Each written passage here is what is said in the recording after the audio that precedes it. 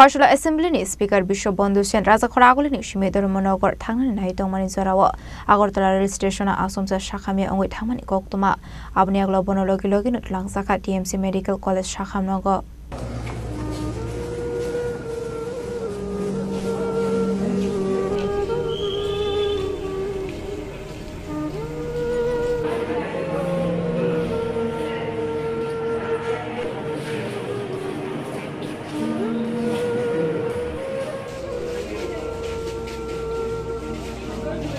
आबाय किनो शाखामे अंगु शाखाम नगद लांसांमानि कोक्टमा मानखान किनो टीएमसी शाखाम नगद थांगु सगैखा हासनि मन्त्री अग्रा प्रोफेसर डॉक्टर मानिक साहा आबनि अग्ला शाखाम नगद थांगु सगैखा हन किनो स्पिकारनि हेल्थ नातियै शाखामनि शाकनानि रगो साजाखा पगलाम ওনার হঠাৎ করে কার্ডিওভাস্কুলার অ্যাক্সিডেন্ট হয়েছে। আজকে সকালেও আমার বাড়িতে গিয়েছিল, আমার বাংলোতে, সরকারি বাংলো। সেখানে তো সুন্দরভাবে কথাবার্তা হয়েছে এবং কোনো অসুস্থতার লক্ষণ আমি তো দেখিনি। উনিও এমনিতে আমরা বলি কেমন আছো, উনি বললেন যে আমি খুব ভালো, কোনো সমস্যা নেই, I am very much fit. তো সেখানে থেকে বেরিয়ে শুনলাম এরপরে বৃক্ষরোপণ কর্মসূচিও ছিল। তো বাস এতটুকুই খবর। পরবর্তী সময় আজকে একটা প্রোগ্রাম আমার একটা ছিল আগরতলার মধ্যে, আমি স্টেজের মধ্যেই ছিলাম। সেখানে হঠাৎ করে যখন আমার সেখানে বক্তব্য দেওয়ার কথা ছিল, হঠাৎ কেউ এসে বললো যে এরকম ঘটনা, ওনার তো স্ট্রোক করেছে, কোথায় আছে টিএমসি। তো আমি কোনো রকমে ওই জায়গায় দু চারটি কথা বলে আমি সেখান থেকে টিএমসিতে আমি যাই। টিএমসিতে যাওয়ার পর আমি চিন্তা করলাম যে যখন খবর নিলাম পুরো ডিটেলস, আমি ভাবলাম কোথায় কোথায় পরবর্তী সময়ে কি করলে, কোন ডাক্তারবাবুর সাথে যোগ করলে, ওদের সাথে আমি গাড়িতে বসেই যোগাযোগ করলাম। তো সব দিকে আমি প্রস্তুতি রেখে, ইভেন আমি ভেবেছিলাম যদি এরকম প্রয়োজন হয় তো এয়ার অ্যাম্বুলেন্সও যদি নিতে হয় তো সেখানেও কথা বলে রাখলাম যদি কোনো কারণে হয় এরকম। তো বাই দিস টাইম টিএমসিতে আমি যাই। সেখানে যাওয়ার পরে আমি দেখলাম ওখানকার ডাক্তারবাবুরা যথেষ্ট, ওনাকে যে প্রিলিমিনারি যা চিকিৎসা দরকার, মেনিটল থেকে আরম্ভ করে সব, এবং CT scan everything they have done. এবং ওনাকে যে ইনটিউবেশন করতে অসুবিধা হচ্ছিল, ওখানে অ্যানেস্থেসিওলজিস্ট ছিল, ওনার লিডারশিপে সেই অ্যানেস্থেসিওলজিস্টের কারণে সেখানে ইনটিউবেশনটা সম্ভব হয়েছে।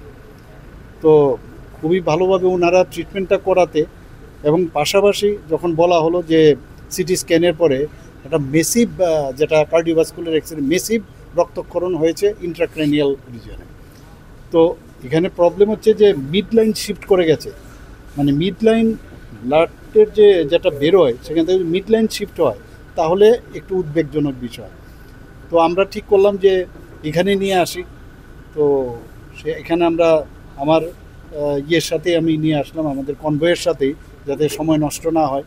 আমি এখানকার যে ট্রাফিক এসপি, ওনাকেও যোগাযোগ করি যে রাস্তা যাতে ক্লিয়ার থাকে। তো সেইভাবে যাই হোক খুব অল্প সময়ের মধ্যে আমরা এখানে নিয়ে আসলাম। বাকি ডাক্তারবাবুদের প্রথম বলেছিলাম যে ওখানে যেতে, কিন্তু আমরা পরবর্তী সময়ে দেখলাম যে এখানে যদি হয়, যদি কিছু সার্জিক্যাল ইন্টারভেনশন প্রয়োজন হয়, এখানে যেন রেডি থাকে। তো ওনারা তো এখানে সমস্ত ওটি রেডি রেখেছিল সব। তো যখন ওপেন করলো, কারণ স্কাল যে প্যারাটাল যে বোনটা সেটা কাটতে হয়, কেটে ভিতরে যেতে হয় ক্রেনিয়ালে। তো যা দেয় ওনারা আমাকে মাঝে মাঝে সমস্ত ফটো পাঠাচ্ছিল ওটির থেকেই, আমিও দেখছিলাম। তো যেরকম সিটি স্ক্যানে দেখা যাচ্ছিল সেই তুলনায় অনেকটা বেটার, এবং ঠিক সময় গোল্ডেন আওয়ার যেটাকে বলা হয় সেই টাইমেই কিন্তু অপারেশনটা হওয়াতে ডাক্তারবাবুরা বলছে যে আমরা স্যাটিসফাইড। এবং এখন এইসব ক্ষেত্রে তো যেহেতু মেসিভ মানে ব্লাড বেরিয়েছে, সেই জায়গায় 72 আওয়ার্স না গেলে কিছু বলতে পারবে না।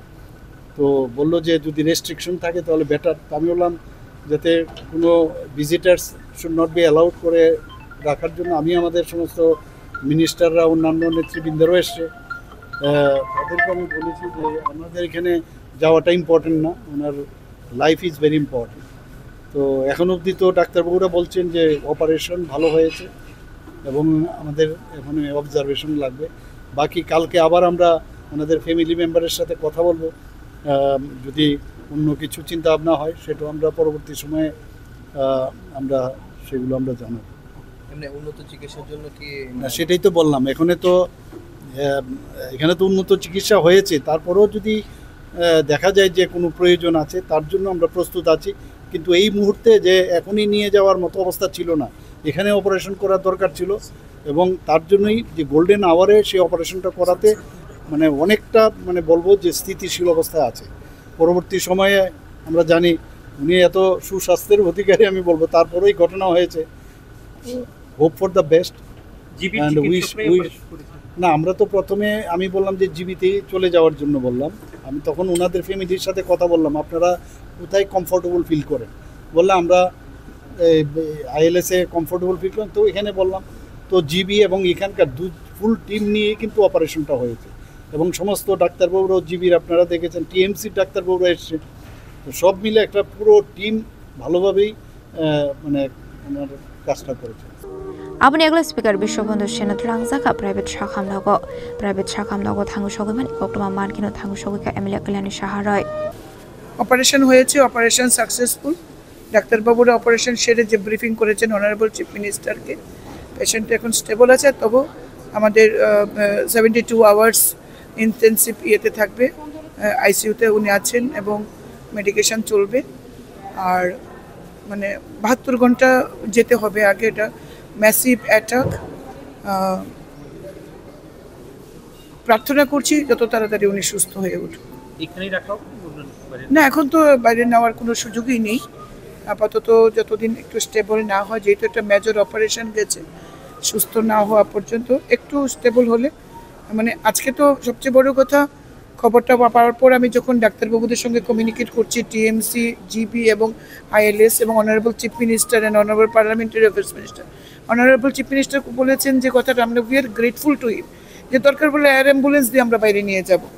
যাই হোক, আমাদের রাজ্যে এই জটিল অপারেশন ডাক্তারবাবু করেছেন। ডক্টর দেবদত্ত ছিলেন, আমাদের মাননীয় মন্ত্রী রতনলাল নাথের ছেলে ছিলেন, আর আমাদের স্পিকারের ছেলে তো ছিলেনই ডাক্তার হিসাবে। অপারেশন সাকসেসফুল, তারপরেও যেহেতু ঠিক এখনই এই মুহূর্তে এটা বলা যাচ্ছে না। Abaikino private Shakam Nago Tangu Shoguka Hasne Mantri Okra Professor Dr. Manik Shaha, Mantri Susanto Chaudhary, Mantri Tinkure, Mantri Sudhanshu Das, Mantri Ratonal Nat, Emilia Kalani Shaharai na Khoboi te Kumonatong Rock. All I can say is time in all this event has been on our side. Time हमारे side में था, so that is a good thing that has happened. और बहुत ज़्यादा लंबा हो जाता तो कंसर्न्स होते। अभी जो इनिशियल मैनेजमेंट हुआ टीएमसी में बहुत अच्छा हुआ, उसके बाद जो यहाँ लाया गया वो भी टाइम पर लाया गया और हमने इमीडिएटली, हमारे डॉक्टर्स खड़े थे, सब कुछ प्रिपेयर्ड था, ओटी रेडी था और हम बहुत कम समय में हम उनको ओटी ले जा पाए। और ओटी में भी हमारे डॉक्टरों ने जो काम किया बहुत उत्तम हुआ। अभी क्या है कि थोड़ा सा क्रिटिकलिटी होता है, क्योंकि जो ये इवेंट हुआ है ये इसको थोड़ा कुछ दिन हमें देखना पड़ेगा। अभी तो जो काम हुआ है ओटी में, और हमारा आईसीयू भी बहुत स्ट्रॉन्ग है और वहाँ पर हर समय 24/7 डॉक्टर्स अवेलेबल होंगे और उनकी देखभाल की जाएगी। तो हम तो पूरी आशा से ये देख रहे हैं कि अभी तक जो हुआ बहुत उत्तम हुआ। इसके बाद हम एक प्रिंसिपल है मेडिसिन में, वेट एंड वॉच। अब ये क्रिटिकलिटी कितने दिन की रहेगी, क्या रहेगी, वो थोड़ा हमें वेट एंड वॉच करना पड़ेगा। अभी तो हम सोच रहे हैं कि हमारा जो भी हुआ वो आशापूर्ण है, और इसी के साथ हम सोचते हैं कि हमारी प्रार्थना है कि आगे भी और ठीक होता जाएगा। ऑपरेशन कितने टाइम का था और मतलब कहाँ तक सक्सेस रहा है ऑपरेशन? तो और कितने डॉक्टर थे वहाँ? तो एक न्यूरोसर्जन थे, एक न्यूरोलॉजिस्ट थे, हमारी ओटी की टीम थी, एक कार्डियोलॉजिस्ट भी थे और एनेस्थेटिस्ट जो है वेरी सीनियर एनेस्थेटिस्ट, वो सब थे। मैं स्वयं था। तो ये जो काम हुआ एकदम टाइमली हुआ और बहुत अच्छा हुआ। तो सक्सेस वगैरह न्यूरो सर्जरी के उसमें विषय में एक दिन में सक्सेसफुल नॉट सक्सेसफुल नहीं कह सकते, उसके लिए थोड़ा टाइम रुकना पड़ता है, क्योंकि ब्रेन का मामला है, किस प्रकार से ब्रेन एक्ट करता है, रिस्पॉन्ड करता है, इसको अभी हमें थोड़े दिन देखना पड़ेगा। कितना टाइम का था ऑपरेशन? तो करीब पूरा ओटी का टाइम तो जैसे 1-1.5 घंटे का था, लेकिन जो ऑपरेशन का टाइम था वो करीब 45 मिनट का था और स्टिचिंग वगैरह देकर करीब 1 घंटे का। ब्रेन में कितना सारा